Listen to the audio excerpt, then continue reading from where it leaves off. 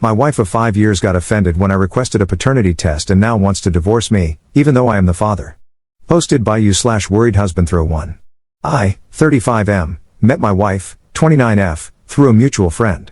We were friends for a year or so before we both became single and decided we were compatible enough to date. We were together for 2 years before we got married. I do not know what got into me. My wife is loyal and faithful, but I had been reading statistics about how many men are raising children that aren't their own and had absolutely no idea. Around the time she found out she was pregnant, we both wanted children, we weren't actively preventing it. About 3 months in, I couldn't take it anymore and told her I wanted a paternity test. She asked me if I was accusing her of cheating. I said yes. She asked me why. And I couldn't answer her. Neither of us has ever cheated or been cheated on. She works very hard, long hours at her job, but has always let me know where she is and who she will be with. If she was going somewhere with friends, I was always welcomed. I do not know why I did this, and it's tearing me up. She told me she'd gladly give me my paternity test, but that she was moving back to her mother's until that time because she didn't know if she wanted to continue the marriage. She got an amniocentesis test at about 20 weeks. I'm the father, and when she told me, I was so happy. But she wasn't. She told me that she felt like she fell out of love with me the minute I asked her, and that she had no desire to reconcile. Our daughter was born July 10th. My wife has gone through a lawyer and has started the process of divorce and custody issues. She has since gotten her own apartment. She said she wants to keep this as amicable as possible for the sake of our daughter. But I just want to be a family. She doesn't want support or alimony because she makes more than enough to cover herself and our daughter's needs and live a comfortable life. It's taken since February to even get her to soften her stance and even think about counseling. She said she loves me, but she isn't sure she can get over this. Now I'm trying to think of how to fix this, and I'm just such a broken mess. I want to prepare a list to talk about on Monday at counseling, but I just can't think of anything but apologizing. And that hasn't made a difference in the past months, I don't think it would now. Top/relevant comments. Commenter. WTF. No reason to think she cheated, not one iota. Did you think aliens impregnated her? I'd find it hard to overlook that too. Ops response. We were sexually active, so I did know that there was a good likelihood I was the father.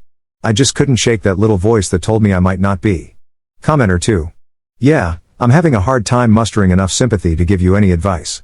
If a woman came on here and said her husband demanded a paternity test and accused her of cheating without any foundation whatsoever, I'd tell her to give him the results of the paternity test along with the divorce papers. There are some things you just can't come back from, dude. Update 1 day later. I got to sit down with my wife during my visit with my daughter while she was napping. She says that this was the straw that broke the camel's back. Here is why she went nuclear, as a lot of people said. As much as this hurt, I needed to hear it. I had trouble trusting her throughout our whole relationship, despite the fact she had never cheated on me or any of her exes. She's caught me snooping through her phone, email, and work laptop before, and because she deals with privileged information, she says I open her up to liabilities with her clients. No, I have never found anything incriminating. She has never hidden anything except work-related things because of confidentiality. Her bank accounts, credit card information, and phone records were always open to me because she's caught me snooping before and wanted to assuage my fears. I had recently installed Tinder on my phone, and she had caught me on OkCupid 6 months ago. Her best friend sent her my profile, so she thinks this is me projecting. She got upset about the hypocrisy of it all. While she had to be fully open with me, she says I never showed her the same courtesy and always complained about my privacy. I had my phone passcoded. I would get upset if she did the same, and I'd get angry with her if she went into my computer or email for any reason, even if it was bill related. She said what really made her not want to work on it was some of the following. She felt no support from me at all before the test. She would come over every other day and talk to me, but I was cold to her, and she said she tried to work on it in the beginning. She said my aloofness made her stop caring. I refused to help her cover the copay for the amniocentesis. She said this was pettiness that made her feel this way, but she was going to get an amniocentesis anyway because she's paranoid about birth defects, and her insurance didn't deem it medically necessary. I went on a few dates after she moved out, and she found out. She considered it cheating because she had been attempting to work on our marriage at that point and had even made counseling appointments that I refused to attend until she got the paternity test. I didn't remember this and didn't include it in my last post.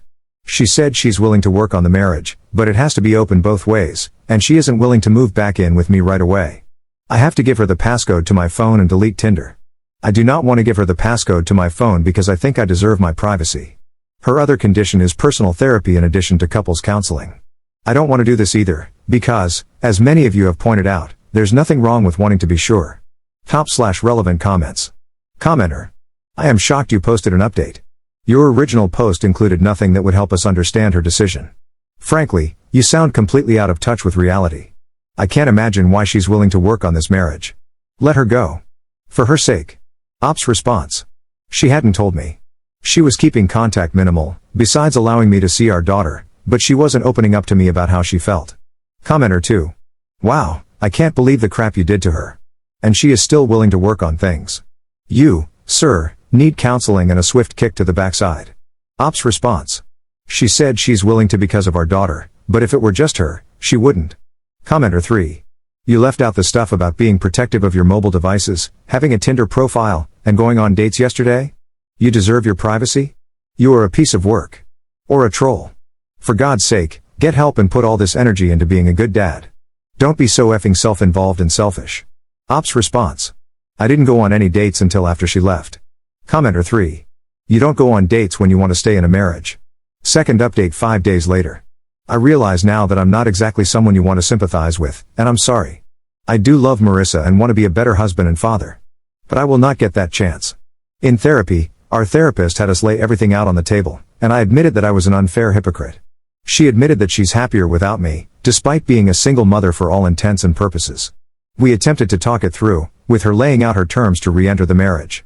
I still feel I did not cheat on her because she left me with no discussion of terms. She feels I cheated because we were still married and actively discussing her eventually rebuilding her trust in me and moving back home. We agreed to try another therapy session, but Tuesday morning she canceled it and filed for divorce.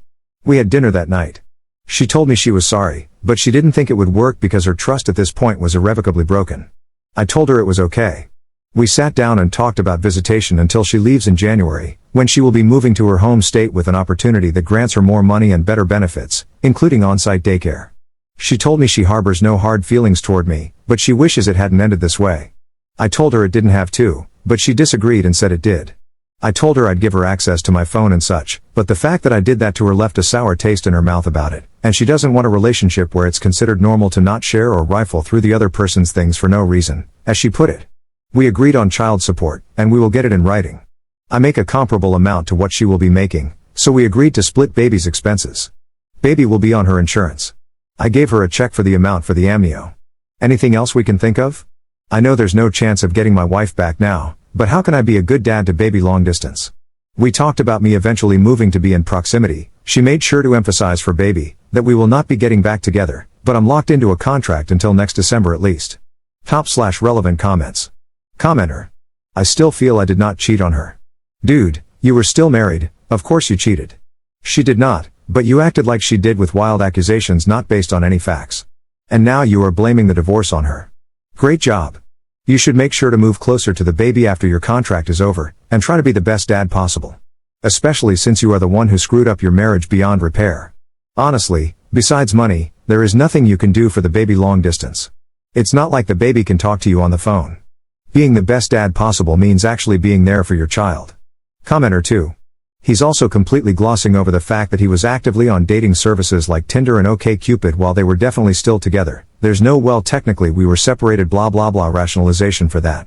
So I understand why he's choosing to ignore that, since Op seems to be actually incapable of taking responsibility. Commenter 3. LMFAO when she said she wishes it hadn't ended that way and you said it didn't have to. Honestly, if I were that kid, I wouldn't want you in my life. You have no moral compass, no empathy, no common sense, and no sense of personal responsibility. This is coming from a child of a mother with similar qualities, and I genuinely believe that my life would have been better if she had never been in my life. Editor's note. Op titled his last update saying that it was the final update and hasn't posted any new updates since, in case you were wondering.